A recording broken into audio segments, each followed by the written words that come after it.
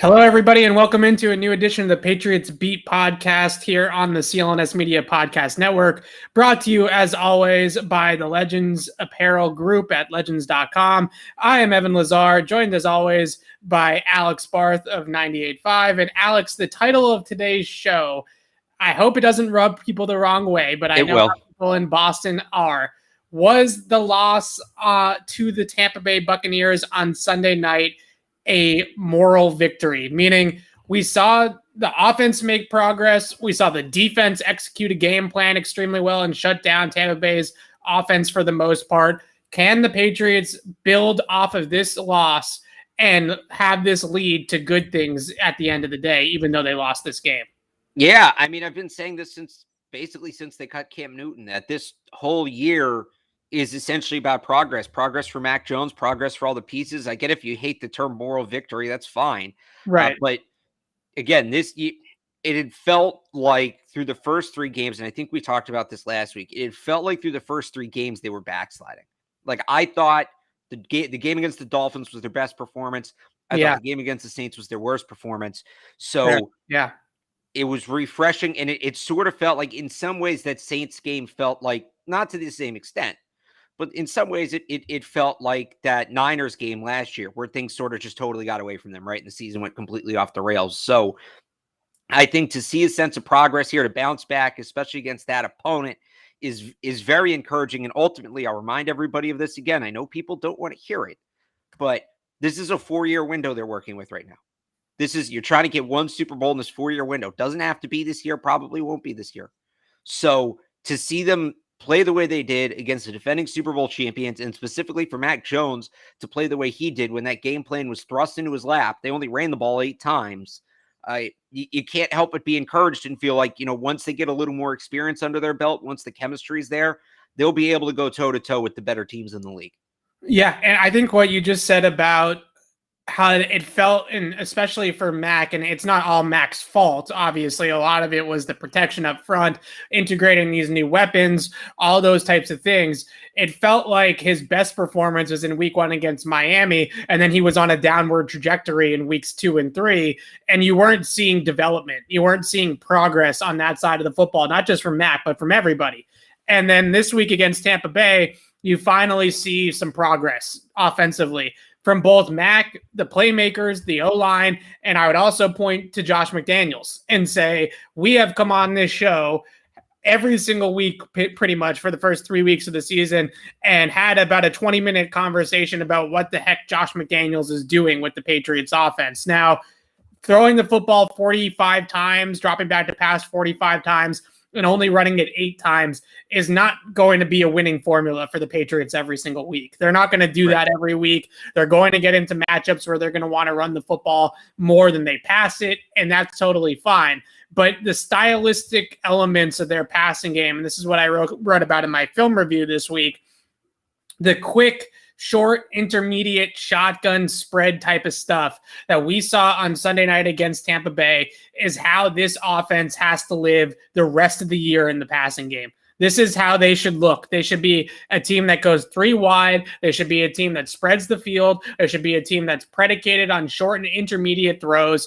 And now my focus has turned away from the air yards conversation, from the deep throw conversation, to dominating in that area, right? Dominating in that style of play.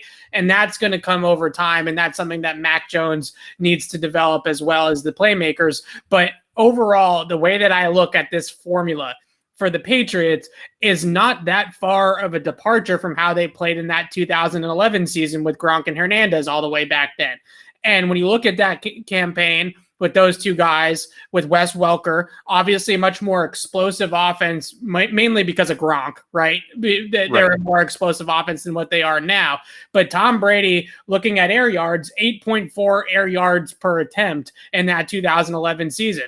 Mac Jones is at 7.8 right now. So he could come up a little bit more to get onto that Brady trajectory. But the point is, that style of play, a team that is more predicated on stretching the defense out horizontally, winning within 20 yards of the line of scrimmage, and then hitting on those plays in rhythm to create yak opportunities and pick up yards after the catch. that's the way this Patriots offense is going to have to play. They're not going to be a deep throwing offense. And it's not just because of Mac Jones. It's because of their offensive line issues. It's because Nelson Aguilar is the only deep threat that they have on the team right now. And the good news is, if you're a Patriots fan, they've won like this before. It's not like they haven't won like this before. And if they're going to have issues running the football, then throwing the quick, short passing game in there as an extension of your running game and getting 5 or 6 yards per attempt on first down in the passing game, that's your running game. That's how you can replace the running game. And then I also think that they can get into some of the running stuff out of spread formations and not allow the defense to pack the box. Because what's happening against the running game under center is that the defenses are putting 7-8 guys in the box. Mac Jones isn't a threat to run the ball himself. So it's creating issues with blocking that they're not able to pick up everybody. They don't have the numbers when they go to that style of offense. So if you can get into a sub-package running game, and the Patriots are great at that in 11 with Danny Woodhead and some of their other backs, spreading the field out, getting 6 guys in the box, and then running it that way with Damian Harris, with J.J. Taylor, Mondre Stevenson, whoever you want to put in the game, Brandon Bolden, hopefully not. Hopefully it's one of the younger guys or Harris. But overall, that's going to be where they're going to be at. The downside of that is that they're probably going to be an offense that lacks explosive plays through the air. They're not going to be an offense that's going to be hitting on a lot of those 20-plus yard passing plays. So their execution on the short and intermediate stuff is going to have to be stellar for them to be a good offense. They're going to have to be really, really good, not only with their reads and their plays by the receivers, but also just in general being very, very fundamentally sound and not turning the football over, not killing yourself with penalties. They are going to have to be a clean, efficient operation to operate like that, because they're not going to be able to make it all back up in one 60-yard bomb. Yeah. No, you're exactly right. And I mean, we've talked about this. That's kind of what's so frustrating about everything that's going on, is a lot of it is preventable. It's not a lack of talent. It's the fumbles, it's the penalties, it's all of that. It's the poor pass blocking, which came as a surprise. So they can round themselves out. Again, they're never going to be what the Chiefs are, throwing the ball down the field at each and every play, but they can win like this. They can absolutely win like this offensively. Yeah. They just got to stop shooting themselves in the foot. A lot of teams are winning like this. That's the other thing that I think is getting. Oh my God! If only somebody called that. That's a. Well, if only somebody who was berated and called an idiot. Please! And projected that 2 years ago. You wanted them to run the ball 350 times this year, and that's not going to happen. I said net neutral, sustainable, controlled offense. That's exactly what you just described.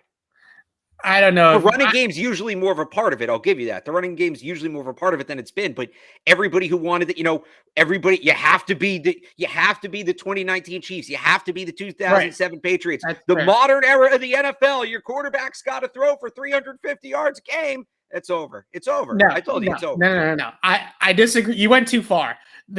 The argument that you're making is right, and that is that you do not need to be an offense that pushes the ball down the field every single play to be a successful offense in 2021. That's hogwash. And I put this out there earlier, the air yards per attempt metric, or ADOT, as the nerds like to call it.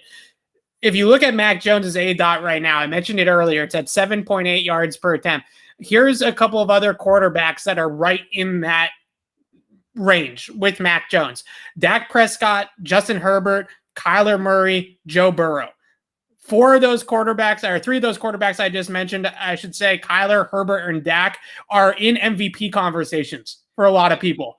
Dak is the favorite right now on a lot of wagering sites to win MVP this season, and he's at 6.8 air yards per attempt. This notion that air yards equals good is just ridiculous. Does air yards necessarily mean, does it mean that maybe those quarterbacks that are pushing the ball down the field are trying to make harder throws than the quarterbacks that are throwing short? I would say yes. Those throws are typically harder throws to make, but just because it's harder doesn't mean it's better. And that, I think, is something that's getting really lost in the national conversation and even the local conversation at times with Mac Jones, is that we are getting so caught up in air yards and how many throws of 20 plus yards he's hit. He's only hit 4 the entire year, which is second to last among starting quarterbacks in the league. He hasn't hit a lot of them, but we're so caught up in that, and we've lost sight of the fact that this team for years in the past has made Super Bowls, won Super Bowls with an offense that isn't leading the league in air yards. So throw the air yard stat out, because I got caught up in it after week 2. I felt like Mac Jones left some plays down the field on the tape against the Jets. But then when you go ahead and people have done studies on this, and I've really looked into them over the last couple of weeks. When you look at who leads the league in air yards every single year and correlate that to passing game success, there's zero correlation. The guys that have good air yards metrics are not necessarily guaranteed to be the best quarterback. So that to me is really where we're getting too caught up in. Now execution of what they're good at and the things that they're giving Mac Jones, because I feel like McDaniels is starting to catch on. I do feel like he's starting to figure it out a little bit. Sunday night was a really good step in the right direction for Josh McDaniels. He finally recognized the type of passing offense that they have to run with Mac Jones, and they got into a lot of those things and were able to figure it out. So I think that that's where we're at right now. On the defensive side of the football, just quickly, a great game plan by Bill Belichick, one of his best in the last couple of years. I think over the last 2 seasons, he's had 2 awesome game plans. One of them was against Lamar Jackson last year with Baltimore, using the DBs as those forced defenders on the outside to make sure that Lamar couldn't turn the corner. Great game plan against the Ravens, and they won that game.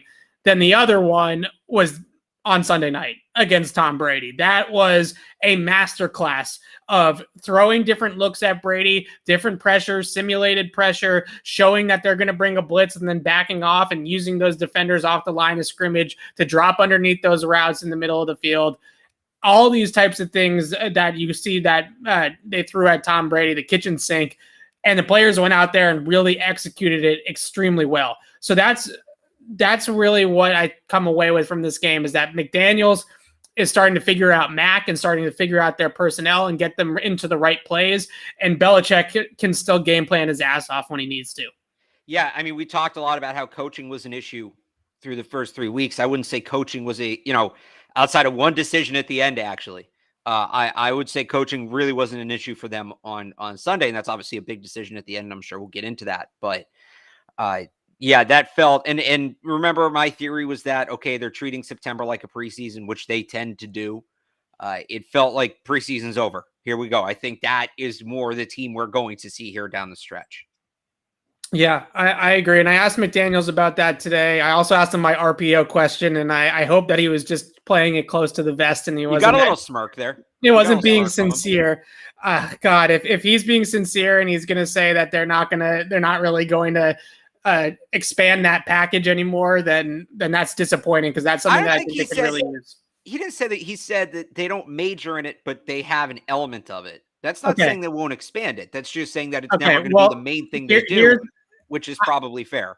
I wanted to throw some bouquets at Josh McDaniels this week, because I thought that his play calling and his game plan against the Bucs was really, really good. The one black rose I want to throw at Josh McDaniels right now: major in it. Figure it out, right? Figure it out. Call Nick Saban up. Call Billy O'Brien up. They're both down there at Alabama right now, running the same exact offense. Call those guys up and figure it out, because you're not going to be able to run the football this year from under center with the way that the offensive line is blocking right now, and the fact that Mac Jones has zero threat with his legs. It's just, the numbers are just not in their favor. So if they can't be a dominant run blocking team with their offensive line, it's going to be really difficult to run the football. The way they're going to run the football is out of spread formations. And the best way to run the football out of spread formations is with RPOs, because then you can have the numbers back. You can force the defense to play both pass and run, and you can really be effective that way. And we know how good Mac Jones is at the RPOs based off of his tape at Alabama. So it fits the personnel. It fits the quarterback. It's the best way that they're going to run the football this year. Major in it, Josh McDaniels. Figure it out. Whether that's this year, maybe it's not. Maybe they don't have the time right now to really go into a deep study of an RPO package and things like that. But Saban's in the SEC down in college football, Alex. He doesn't care if the Patriots run the RPO package up in the NFL. What does he care? It's not like it's going up against him. So call Saban and have him hand you the freaking RPO package, Josh McDaniels. It's not that big of a deal. If anything, it helps because the better both Mac Jones and Damian Harris look, like the better his players play in the NFL. Not that Nick Saban needs any help recruiting, but it helps him recruit. So if anything, it'll help him. All right, let's talk about Mac Jones here in a second. But first off, Alex, when I say the name Willie McGinnis, what comes to mind? Oh, I don't have one ready. You got to be prepared. I know. Being awesome. I don't know. This one's on me. I'll take the L this week. He was really good though. What about legend? We want to go with legend, defense, champion. Well, add that to that list, entrepreneur, because number 55 is one of several athletes who are investors and owners in the athletic apparel brand Legends. That's right, Willie, along with guys like Steve Nash, Baker Mayfield, Matt Barnes, former Celtic Marcus Morris Sr., and even entertainment icon Quavo are just a few of the names building the Legends into the hottest apparel brand in the market. Visit legends.com, today to show the latest trends in athletic apparel from shorts, tees, hoodies, and more, and save 20% when you use our code PATS20. It's right there at the bottom of the screen, PATS20. That's legends.com and promo code PATS20. All right. Let's talk about Mac Jones. I want to get into some of the decision-making on fourth down here, too, before we move over to some of the defensive stuff. But what I saw out of Mac was really promising in the short and intermediate areas of the field. He dominated in those two areas, and he has really all year long. But there were some instances, and I don't want to get caught up anymore in the deep throws. It's not about that, right? It's about him mastering these reads on the short and the intermediate stuff. But overall, you have to be very, very optimistic that Mac Jones was able to punch back against the GOAT and not wither in the moment, right? It wasn't too big for him to be on Sunday Night Football against Tom Brady and be able to go out there and compete and nearly pull off the upset. Yeah. No, again, it's all about progress this year. It's all about moving forward. And that was, I said at the top of the show, I'll say it again. The game plan was thrust into his lap. This was on him. It was sink or swim with him. Right. And he got them right there. He got them right there. And I would have liked to see him get the chance on third down or on fourth down. Sorry, 4th and 3. I would have liked to see him get the chance. That's how well I thought he played. And I think Nick Folk's a good player. I really do. I thought Mac earned the chance to ride or die in that moment. Yeah, and the killer is that the play before, and I put it out there on Twitter, the third down play, Jacoby Myers is wide open and probably picks up 15 yards if the ball doesn't get batted down at the line of scrimmage. So that was that little rub concept. They ran it a couple of times because the Bucs are having all sorts of trouble with their assignments coming out of stacks and bunches. And they ran it a few times, and they were able to get some big plays on it. And maybe they just felt like they couldn't go to the well again. Right. That was their short yardage play and through the air. That was their 3rd and 3 play. And I think they kind of felt like they used it too many times to go back to it. And they didn't really have another play that they felt 100% good about. And Nick Folk has obviously been money for them as well. And we talked to Folk after the game, and he said, I told them 58 and in from the in the closed end of the stadium, right? As long as I wasn't going towards the lighthouse, I felt good, basically 56, 58 yards. So they were right on it. They were right on that edge, and that's a really tough decision. The math goes both ways. ESPN Stats and Info has put out a couple different numbers. Next Gen Stats has put out a number. Ben Baldwin's model has put out a bunch of numbers, and most of them favor going for it, but it's very, very close to a toss-up. It's not like one way is favoring it very much over the other. I don't care about the numbers. Even if he hits that kick, Tom Brady with 44 seconds and 2 timeouts. Not worried about it. I hate that narrative. That's light work. I hate it. Now you're annoying me. Now you're annoying me. The defense had played great all game long. You have no idea if Tom Brady would have marched them down the field. None. People get really caught up in the 50 game-winning drives for Brady. Do you know how many game-winning drives Brady has failed on? Go look up that number. Go look up at that number, because Brady is, so this is the same thing with, like, it's very, very similar to basketball players on game-winning shots in the closing seconds. Everybody thinks that Kobe Bryant and Michael Jordan were perfect in those types of situations, right? They never missed. They give them the ball, 10 seconds left, tie game. Kobe, Michael, MJ, all these greats, right, were automatic in those situations. Most of those guys make like 35 to 35%, 35 to 40% of those shots, if that, right? Tom Brady, 50 game winning drives in his career. You're not sure, right? You really aren't sure if he's going to go down the field. I think it's something like he has converted something around 30 to 32% of those drives his entire career. He has a lot that he didn't, but people don't remember those. And I'm not trying to shit on Tom Brady. He's Tom Brady. He's the greatest quarterback of all time. I'm just saying that this loser's mentality that, oh, Brady would have just taken it right back down the field and kicked the field goal and beat you anyway. You don't know that. You just don't. So first of all, that number's flawed because the game-winning drive statistic is misleading. You can, if you're down 2 points and at the end of the third quarter, the quarter flips to the fourth quarter, you already have the ball to 5, and you kick a field goal, that's technically a game-winning drive. So yeah, that whole stat's a mess. The better stat is probably fourth quarter comebacks. No, but that's the same thing. Fourth quarter comebacks is the same. If you take the lead in the fourth quarter by any means, it counts towards that. It's a misleading statistic. And I don't have the number for what you're talking about for the right one, but the right statistic is leads taken inside 2 minutes to go, where the drive started inside 2 minutes to go. Yeah. That's the real number you want. And Brady in that situation is close to 70%. I also really want, and Don brings up a good point in the chat. Ryan Suckup missed a 36-yard field goal going in that direction towards the open end of the stadium by the lighthouse earlier in the game. And that's the way the Bucs would have been driving in the game in a pouring rainstorm. You have no idea if he's going to make that kick. You just don't. And you don't know if Brady's even going to get him in that position. So I don't think the full kick is a high percentage kick. I don't. I would have tried to go for it there. I would have. I think you're playing well enough. And I saw somebody in the chat say the Patriots were 2-9 on third down, which is true. But the context of that number is they only had 2 third downs where they needed less than 5 yards, and they converted both of those. Their third down issues weren't about third down. Their third down issues, as they've been for a good amount this season, were about first and second down. So they were picking up those short yardage to go situations. They seem to have the Bucs number on that. I would have gone for it. It's not egregious. It's not 4th and 2 against the Colts. Yeah. But I think the better move there was to go for it. The other thing is, and maybe this is the college football fan in me, I think as the underdog in that game, to get to that point, to me, it was more of a decision where you're playing not to lose instead of playing to win. So I had a bigger issue with the punt before halftime for that. And that's fair. That's fair. For that reason, and this is where the whole, you don't know if Brady's going to actually go down the field and kick the game-winning field goal after you get kicked the go-ahead field goal. That is just in a vacuum, me venting about the fact that everybody just thinks that Brady is 100% of the time going to lead that drive, right? That's not about the decision per se.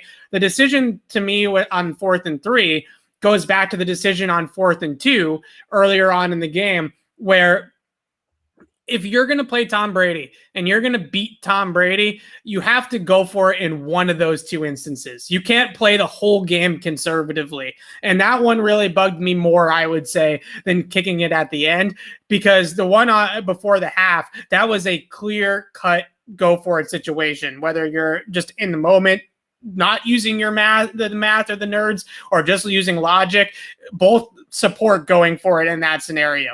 And they played field position, and I believe Brady drove him down the field for a field goal anyways, didn't he? Yeah. Yeah. So it really, the whole situation backfired completely. So that one really bugged me as well. But this follows a trend with Bill Belichick over really since the start of 2018, I would say, being one of the most conservative 4th down decision makers in the entire NFL. It's really something that's been going on for years, that he's very much caught up in, and maybe it's because he's got a great punter. in Jake Bailey that he knows is going to pin them deep. Maybe it's because he has more trust in his defense than in his offense right now. But over the last 3 or 4 years, he's been one of the most conservative play callers or decision makers, I should say, on fourth down. And that has definitely, it might have cost them in a few situations. It certainly felt like it might have on Sunday night against Tampa. Yeah.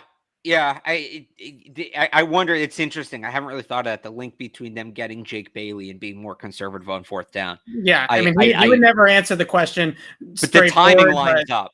The timing does. lines up. That's a really good point. That's a really interesting point. Yeah, I also think that the Bucs offense and yeah, Brady got a little greedy at the end there targeting Antonio Brown, but I do think the Bucs offense was starting to figure out what the Patriots were doing. And was starting to get their rhythm a little bit. And if you remember, what was my big talking point last week? My big talking point was you need to hold Tampa to 9. Oh, here we go. Here we go. The second victory lap. You need to that. I said that here. I said on the Sports Hub. I said it everywhere. You need to hold Tampa to 9 or fewer drives. Tampa kicked the game-winning field goal on their 10th drive of the game. Well, if Jacoby Myers, to your point, it's their 9th drive of the game. If they go for it on fourth down and convert it. Yeah. If they go for it, if they get the third down, play to Jacoby Myers, that ball goes through instead of getting batted down at the line of scrimmage. I believe it was Levante David or Devin White who got their hand on that pass. If that ball goes through, they got 15 yards to Jacoby Myers on third down. They probably run out the clock themselves and kick the field goal with 3 seconds left, right? Right. So it really is a big bummer that play on third down didn't go through. Well, let's break down some tape. I want to break down some tape and bring up this play. First play here that I want to discuss is this Mac Jones throw to Kendrick Bourne. I'm sure everybody knows the play once we start rolling it a little bit, but there's a couple of different elements of it that I want to discuss. First and foremost, let's talk about Mac on this play and sort of the reads and everything like that, and the good job that he does to manipulate the coverage. So the Bucs are going to send this pressure from the second level, and Tyrone here, Alex, who we talked about the other day over text, just kind of dominated this game. Honestly, the Patriots couldn't block him, but in this instance, he's going to drop into coverage. And they're going to release the tight end over here into the flat. That's Jonnu Smith after a little chip and release. Kendrick Bourne's going to run this backside dig over here. And really, Mac knows that the linebacker covering the flat is going to widen to cover the flat. So Tyrone is the guy that they need to get out of the passing lane, right? He's the player that they need to manipulate to pull him out of the dig window. He knows he's going to Kendrick Bourne the entire play. Even before the ball is snapped, he knows that that's where he's going with the football. So the first thing that he does is as we roll it, you're going to see in his drop, he's staring down the left side of the field, right? He's staring down these two receivers over here.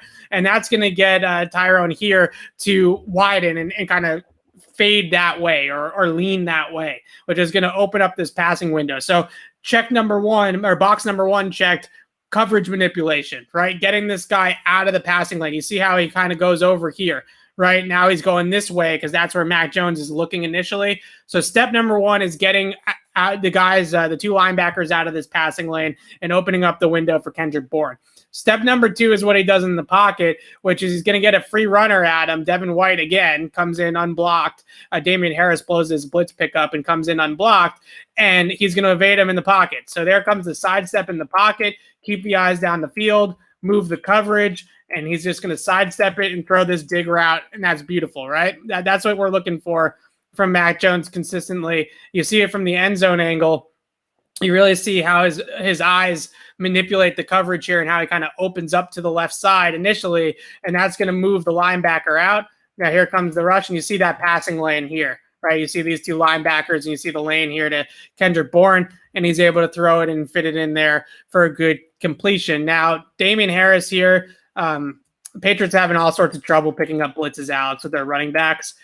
James White not being there has been really massive for them in this area.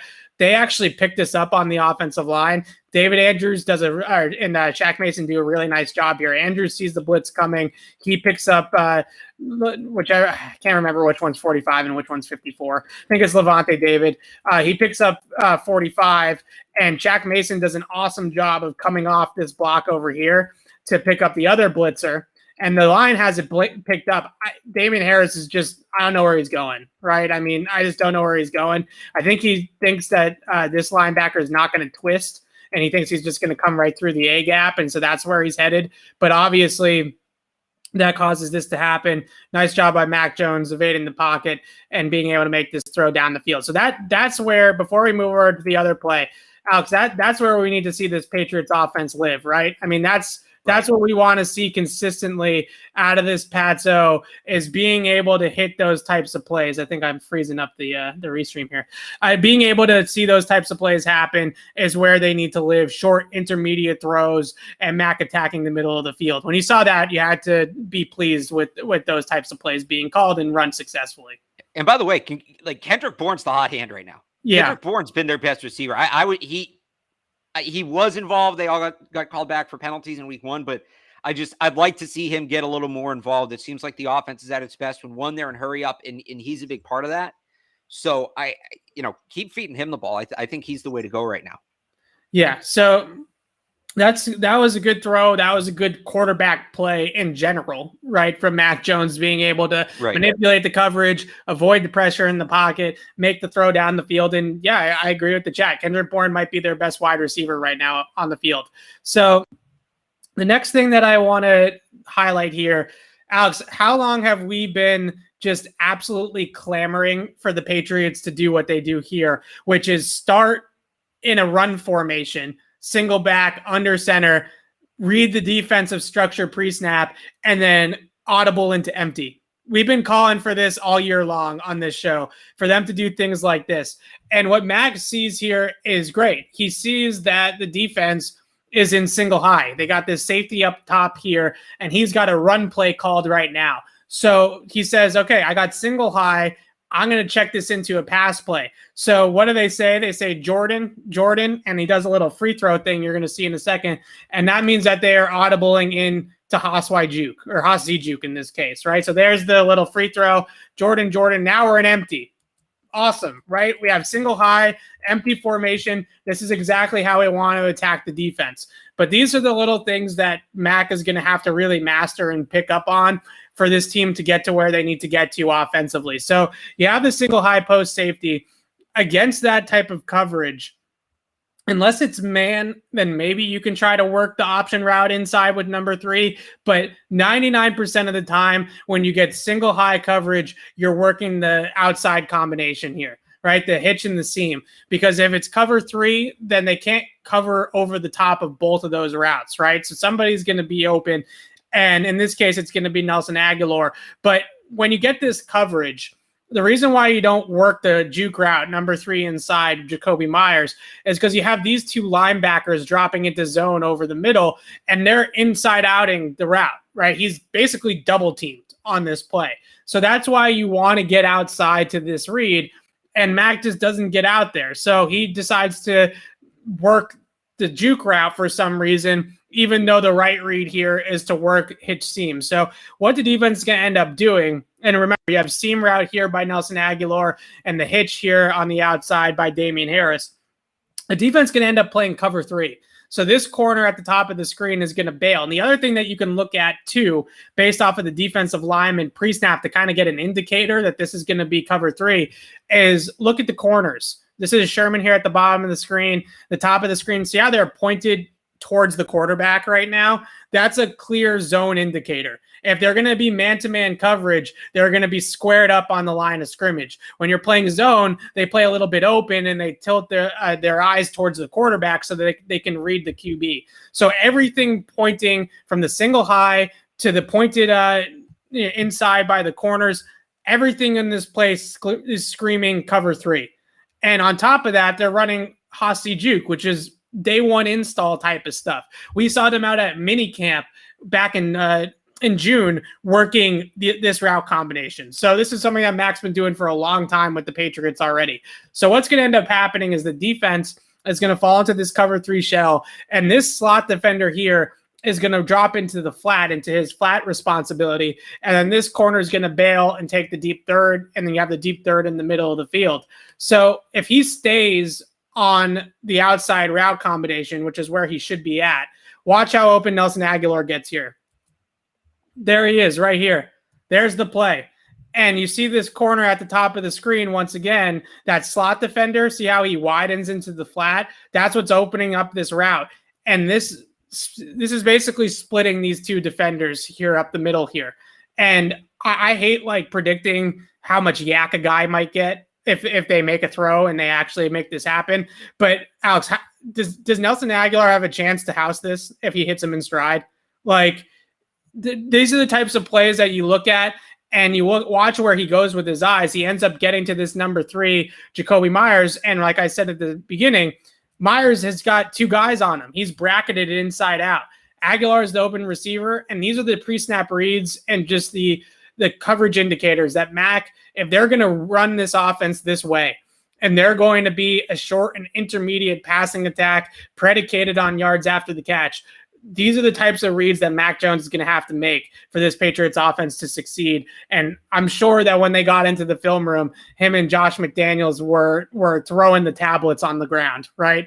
And just driving themselves crazy over missing that play. So those are the couple of plays I wanted to highlight from Mac. I think he's done great in the intermediate and short areas of the field, but that throw right there on Haas is one that he had to have, and that will be something that he'll definitely learn from moving forward. Yeah, again, it goes back to the growing pains we talked about, or I talked about at the beginning of the year, right? It's just he'll figure this stuff out. You like to think he'll figure this stuff out, but it's kind of trial and error at this point for any rookie quarterback. Same for Justin Fields, same for Trey Lance, same for Trevor Lawrence and Zach Wilson are just in absolutely horrible situations. So that might be different, right? But for most rookie quarterbacks in a somewhat competent situation, it at a certain point it is just kind of trial and error. It's learning as you go. Okay, before we move over to the defensive side of the football, really quickly here, Alex, do the Patriots have a running game problem? It certainly feels that way. Obviously, you're not going to run for a ton of yards against Tampa Bay anyways, but gaining negative yards on the ground should never be something that happens, right? It hardly ever does happen. So the fact that they were so inept as a running game. Now, Belichick said it after the game and said, we have good backs. Right. We have good backs, but we're not getting those guys going. So it sounded to me like, at least coming right off the field post game, that Belichick felt like it's more of a blocking issue than the guys carrying the football. But how do you feel about this backfield situation right now? Because it's pretty dire. Both the run game and the blitz pickup have been a big problem. Yeah. I mean, I think it's tough. That game was the extreme. I'm not saying they don't have an issue with their running game. They do. Against that defense, anybody's going to struggle to run the ball.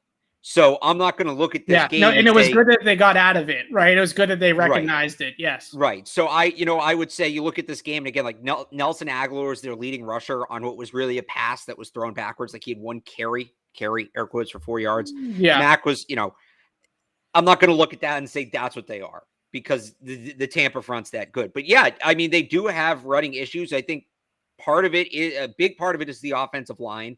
I think we need to start talking about moving Mike Onwenu back out to right tackle because he looks lost at guard right now.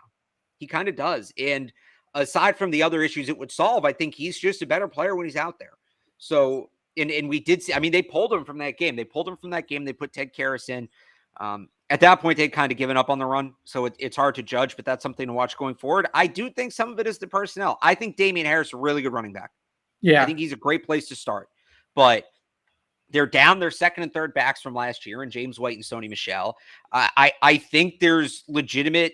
You can legitimately kind of be wary of Ramondre Stevenson and JJ Taylor, and then Brandon Bolden is what he is. I actually thought he had a decent game, but he kind of gave you what he's going to give you. He's not going to replace James White. He's not going to. So I think they need to bring in another back, whether it's TJ Yeldon, whether it's Todd Gurley, whether it's Duke Johnson, like that kind of back. Is Duke Johnson a free agent? Let me double check. He was as of last week. If Duke Johnson's still a free agent, I don't know why he isn't already here. Duke Johnson is in fact a free agent. Yeah. I don't know why that guy's not already here. And I'll give you another one too. He's James White reincarnated, Duke Johnson. We'll give you another one, Lamar Miller, who was here last year, remember, in camp. So has some basic knowledge of what they want to do. I don't think they have the person. I really like Damian Harris. I'm not comfortable giving him 35 touches a game. I think any back outside of Derrick Henry in the modern NFL, it's not worth giving that guy 35 touches a game. They're going to get worn down. So I think even if Taylor comes back or Stevenson comes back, and I don't know, I still think they're a back short. So I think bringing in somebody else, because that can be an advantage. If you always have a fresh running back on the field that can help you, the offensive line obviously has to get sorted out. But I think bringing in another running back, especially a guy who can pass, block, and contribute in the passing game, again, TJ Yeldon, Todd Gurley, Duke Johnson, I think that kind of guy could do wonders for this offense right now. I agree with all the points that you just made, and I think you hit the nail on the head with the guys that are available and stuff like that. So I just want to get into some of the schematic things that are going on. One more, too. Supposedly Marlon Mack's available for trade. That was reported last week by Adam that Schefter. would be a great one as well. You would hope that call has been made, yeah. Yeah. So from a personnel standpoint, I agree with you 100%. If they're not going to play Ramondre Stevenson and J.J. Taylor because they can't be trusted, then they really are short in the backfield now without James White. So whether it's a trade call, whether it's a free agent, whether they try to trade for Marlon Mack or Rex Burkhead and get him back from Houston, like Rex Burkhead can just stay on the Patriots sideline and come on the team, play him home next weekend if they want him to, right? So if that's the option, then maybe that's the way that they go about it. From a schematic standpoint, this is the issue that you have when you're an under center running team without a rushing quarterback. And I'm not getting into whether they should have kept Cam or not. That's not the point. The point is, from a stylistic perspective, running the football as a 11 guys or 10 guys on 11, right? 10 for the offense, 11 on the defense, because you're not counting the quarterback, is very, very difficult unless you have a dominant run blocking unit. You need to be dominant with your run blocking. And right now, it's not just the offensive line, I would say. The tight ends and the receivers are not blocking particularly well either. They tried to get out on the edge against the Bucs a lot, and rightfully so, with Vita Vea and Ndamukong Suh and the linebackers inside. They kept on trying the tosses. They kept on trying to sweep it outside. And the tight ends and the receivers couldn't hold up in the run game as blockers. So it's not just the offensive line. It's pretty much everybody that's run blocking right now is underperforming and not doing what they need to be doing 100%. So if you don't have a threat to run the football at quarterback and you're trying to run the football from under center with an offensive line and a group of blockers that's not getting the job done, then you're going to go and have a game where you have -1 rushing yards. That's a recipe for disaster. So their options are either ride it out and just hope that the blocking turns around at some point. Maybe they get Trent Brown back and he is the glue that holds the whole thing together and that it recovers. Or you try to run the ball from spread formations and get as many guys out of the box as you possibly can. So I'm leaning towards number 2 because we're 4 weeks into the season.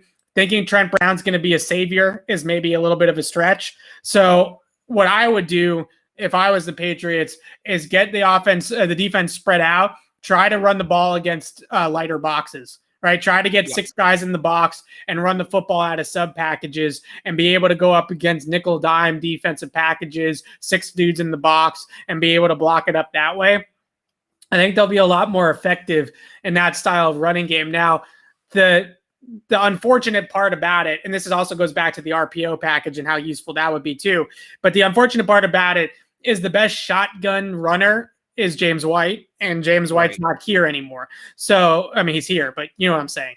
So Damian Harris, I think he probably did it a little bit at Bama because they were starting to transition that offense to more shotgun when he was still there. So my guess is that he's done it a little bit. Maybe they can see if he's somebody that can be a strength in that role, but they're kind of missing your typical sub package back now. And it's not Brandon Bolden. It's not Ramondre Stevenson. J.J. Taylor, I have my doubts about as well. So maybe that is where they need to get another person in here to take over that role so that they have that sub package back again.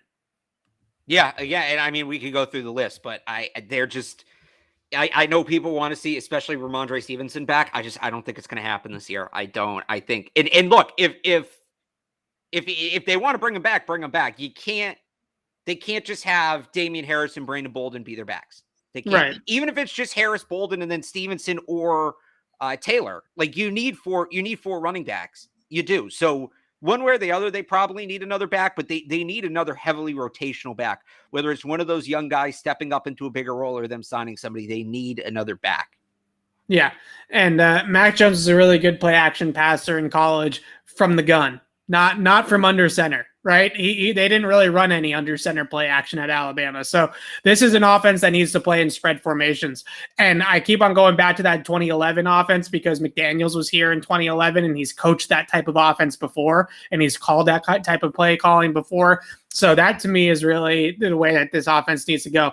Remember, I think the leading rusher on that team might have been Danny Woodhead.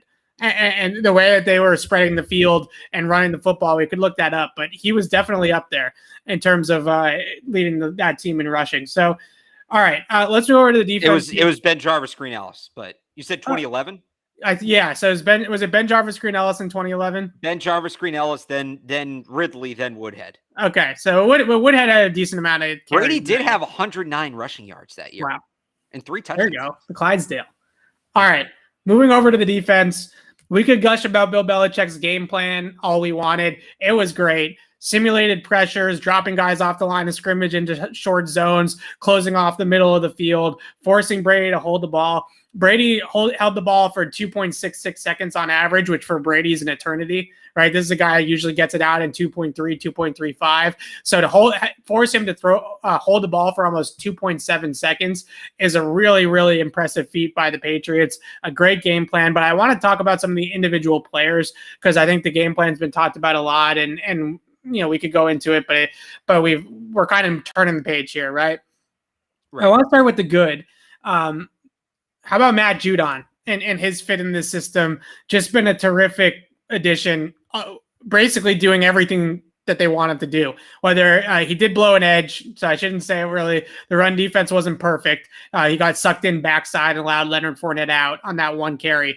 But overall, just worth every penny. Yeah, worth every penny they've paid him so far. Yeah, he's been excellent. He's been like, what did Donovan Mitchell say? The guy in the red sleeves came to play. And yeah. Shout out to him for the red sleeves because he's a guy you want to spotlight. It makes him very easy to find. You don't really have to look that hard to find Matt Judon on the field. But yeah, he's been dominant. I mean, he probably should have had 3 sacks in that game. Yeah. And there could have been a couple more, whether it's holding, hands to the face, whatever you want to call it. He was a problem for Brady all night. And I think that mentality too, right? We heard him talk about it this week when everybody's getting asked, Brady. And he just kind of stopped and said, look, he's the next quarterback. We got to play. I think that mentality is huge. I think this team needs that mentality. It's almost like, you know, it almost, and maybe this is just because I was watching 4 Days in October this morning because of the game tonight, but kind of what that mentality was for the Red Sox when they got down 0-3, you know, all right, like we can't feel sorry for ourselves. We just have to go out there and compete. And I think Matt Judon's kind of that this whole, the Patriots identity for the last year and a half has been that they don't have Tom Brady anymore. Yeah. And I think Matt Judon is the face of them moving on from that identity. So I think on the field, off the field, I think he's been, you know, it'd be hard to argue that there was a better move by the Patriots this offseason than signing Matt Judon. Yeah, he is a menace in the pass rush because he really likes to rip move. So he's going to get underneath the guy and rip him and then get around him. But he can rip to both directions, which is actually pretty rare. So most guys use a speed to rip, right? So they're going to come around the corner and then they're going to rip up on the tackle and bend underneath and turn the corner. Matt Judon actually beat Donovan Smith with an inside rip, which is, you don't usually see that as often. So he can rush both ways, which I think makes it really difficult to block him because he can go inside or he can go outside. He can stunt. He can drop into coverage. There are just so many different things that maybe he can do on any given play that makes him a really difficult guy to defend. And he's definitely got some good play speed, good explosiveness, and it's just a really impressive player all around in Matt Judon. Another guy that's been really impressive is Jalen Mills, who got a lot of help on Chris Godwin. I should preface this before I say that it was basically a shutdown day for Jalen Mills on Godwin. They were dropping those guys into the middle of the field basically to cut off the routes by Godwin, right? He would come across in breakers, crossing routes, things like that, and they were able to cut those things off easily with those zone defenders. But he executed it perfectly. Right. He played to his leverage and to his help perfectly. And in this system, there's something to be said for that. Right. I mean, yes, it wasn't like he was out there on an island with Chris Godwin all day and shut him down. But the fact that he understood his role in the game plan and executed as well as he did 4 weeks into the season of his first year on the team, that's a really impressive thing to do. Yeah, I mean, that's textbook, classic Bill Belichick. We're going to put you out there. We're not going to ask you to do anything you can't do. We're just going to ask you to go out there and do what you do best, and we'll make it work within the scheme. And I mean, that's not to take credit away from Jalen Mills. He did it. Like, he played great. But that's when they signed Jalen Mills this offseason, that's kind of what you're hoping for. Can I give one more name that's really popped here through 4 weeks? I thought had a very good game on Sunday, but has popped through 4 weeks. Sure. The Patriots' most impactful rookie, or actually, the Patriots' most impactful player from Alabama is Christian Barmore. He has been what? That's a take. Evan, come on. He's been so good. He's been good.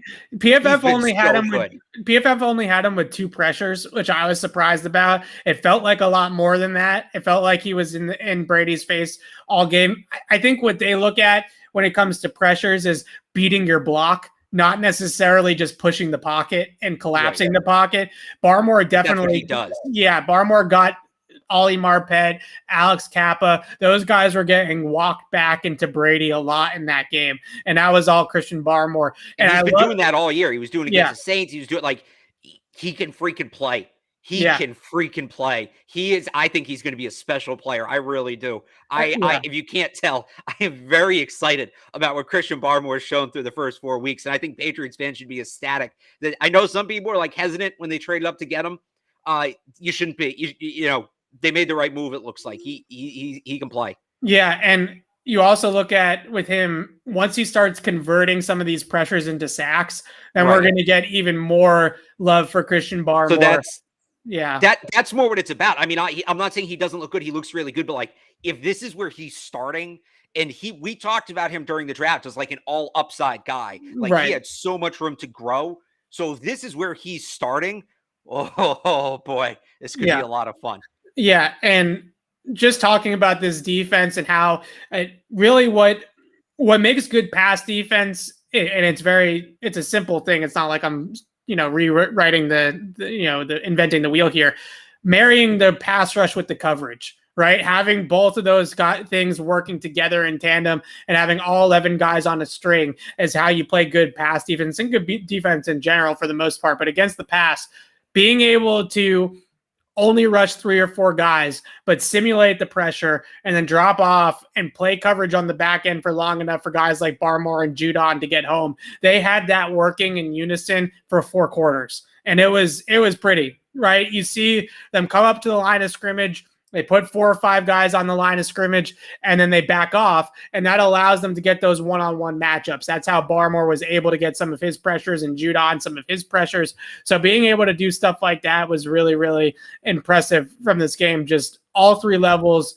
working together really was something that I love to see. All right, can we talk about some of the I didn't mean to put that up. Can we talk some of the bad? I don't want to call it the bad. Some of the things I'm concerned about. All right, let's put it that way. And it's in the linebacking court. First and foremost, Jamie Collins here yet? Is Jamie Collins here yet? Good point. First and foremost, I guess with both players, where is our panic level with Dante Hightower right now? And is this rust? Is this he's washed? What's going on with him? Because he was out there for almost 60 snaps and was not very noticeable in this game. He had 1 hurry on a blitz. He had 1 stop against the run, but just not what we're used to from number 54. Just not.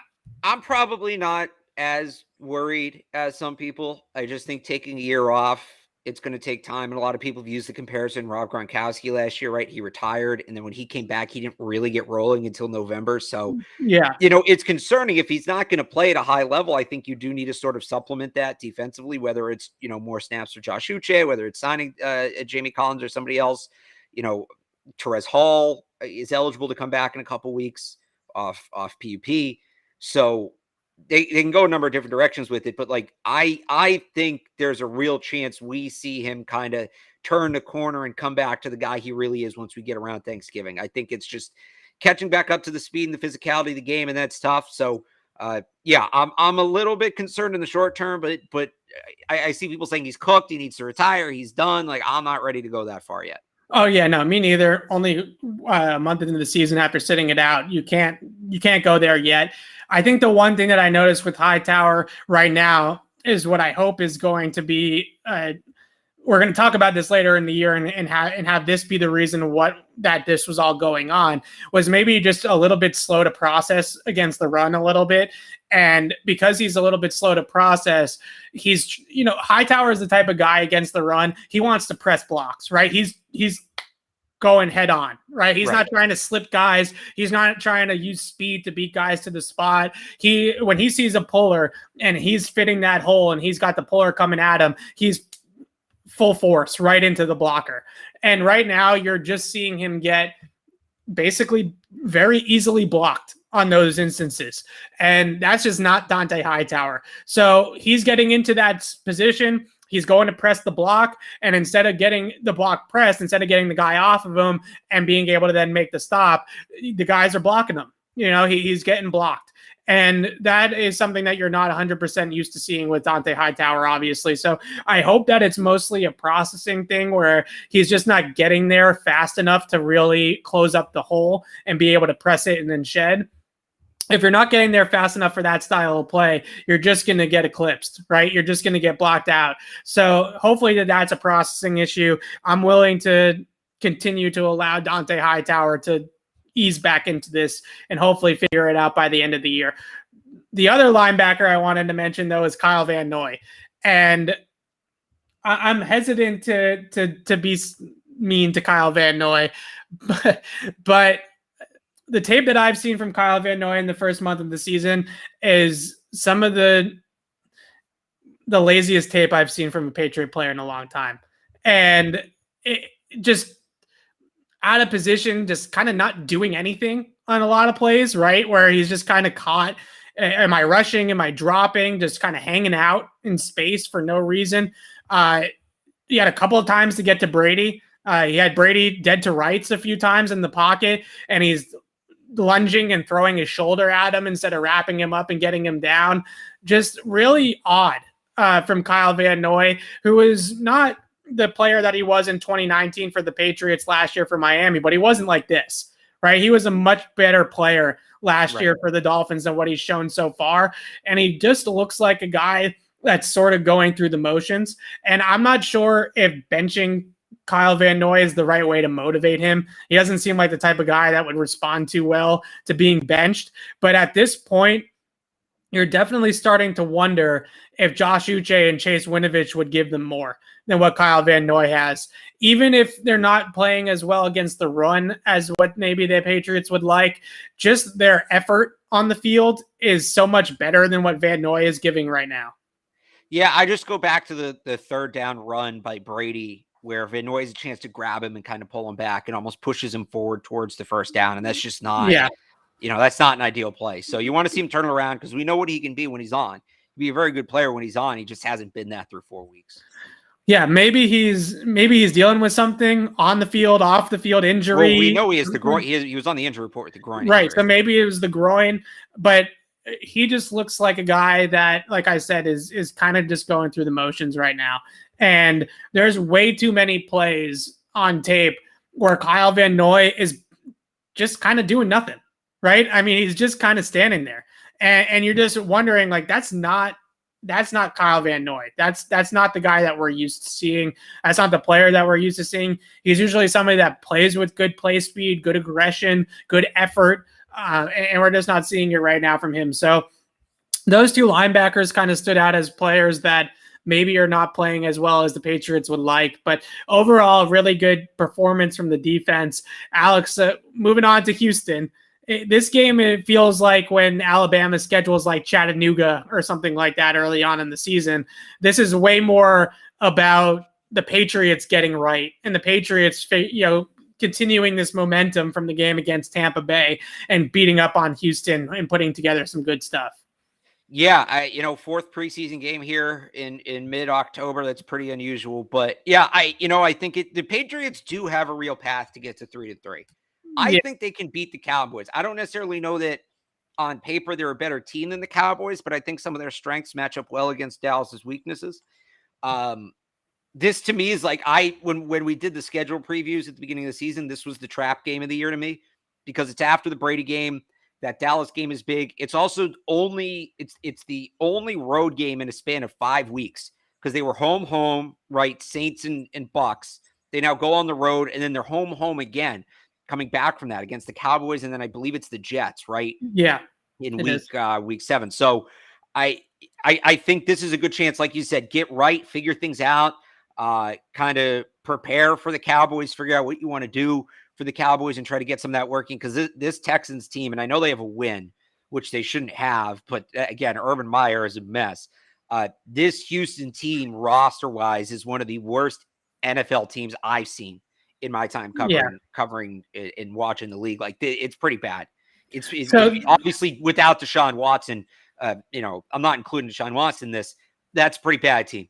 Patriots have a chance here to get some things right and really be rolling when you're heading into Dallas. So the only explanation for the Texans allowing Davis Mills to start for them at quarterback is that they want to lose. That's the only explanation because tanking. Yeah, they are clearly tanking. And maybe I don't know what they're taking for, because if they're going to need a quarterback, then if you're taking for Sam Howell or whoever, this ain't the year, right? What are not we the year to need a quarterback? So it's not like they're tanking to get the number 1 pick and it's Andrew Luck, right? That's not what's happening here. So the thing that's even more perplexing, unless they know what is Tyrod's injury, because something weird. He's on IR, so he's not going to play. Right. So David Culley. His background is in Baltimore, right? So he's from Baltimore. Injury, by the way.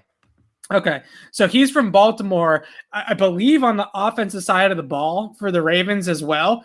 And there's Cam Newton just sitting at home. Like, if you actually cared about winning football games, then Cam Newton would be the starting quarterback of the Houston Texans right now.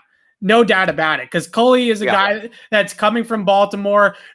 Coach Lamar Jackson understands how to run that kind of offense, all those types of things. So the only explanation is that the Texans are tanking. And if the Patriots are in a game with a team that is tanking, then that is bad news bears. I mean, right? It would be the second year in a row. It would be the second, because remember, they were in that game with the Jets last year. They lost the Texans last year. The Patriots, but they had Deshaun Watson. True. I'm saying it would be the second year in a row. The Texans are this year what the Jets were last year, and what the Jets are this year. But just a really bad football team. But yeah, no, I agree with you. And I mean, I think there's some special players in this draft. And I mean, I don't know how familiar you are with these guys. You're gonna love the top 2 players in this draft, Kayvon Thibodeau. And I there's some, he's the consensus one. I don't think there's a consensus 2. For me, it's Derek Stingley, the corner from LSU. Oh, well, you don't tank for a corner.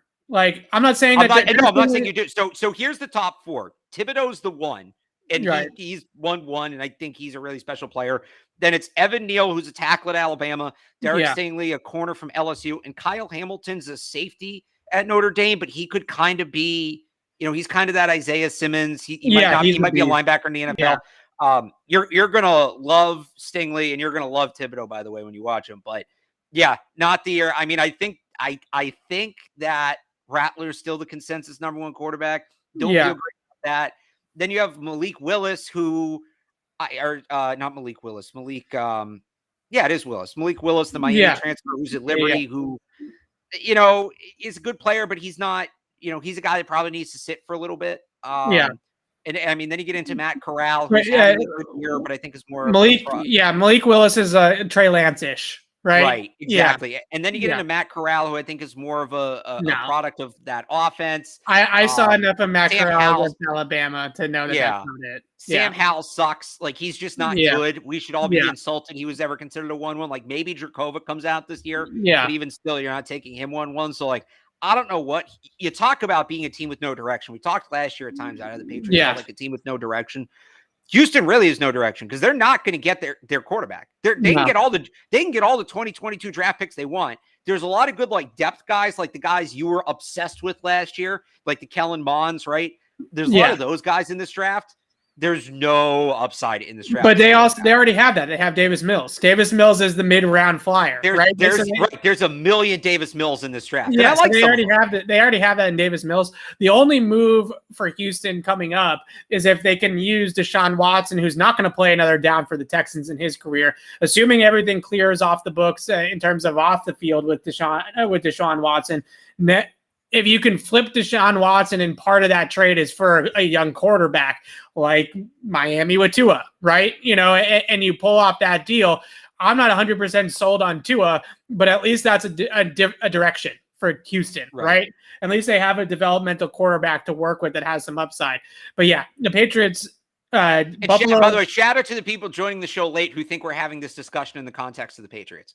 Yeah, the Patriots, Buffalo beat Houston 40-0. Blew the doors off of him. Davis Mills, I think, threw 4 picks in the game.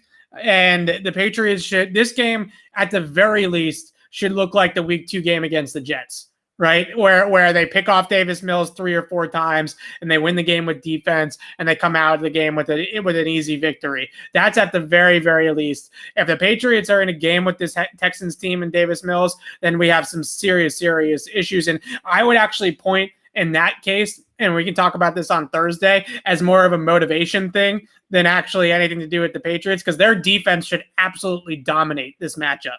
If the defense that played on Sunday night plays again next Sunday against Houston, this should be a fun party down in Houston. They should have 4 picks. They should have a pick 6. They should have 10 sacks. Like, this should be an absolute beatdown of the Texans, even if their defense just shows up. Right. It doesn't even, the offense doesn't even need to show up. Even if just Matt Judon and those guys show up defensively, they're going to have no problem beating the Texans. So Alex and I will be back on Thursday. We're going to talk about the matchup.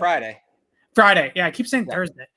Friday. We're going to be back on Friday morning to break down Pats Texans, obviously very heavily slanted towards the Patriots continuing to progress and improve, but we're going to figure that out on Thursday. And yes, the Texans are that bad. Like, don't try to come in here and tell me that they're not that bad. They are that bad. The only way they could be worse is if they hired Urban Meyer.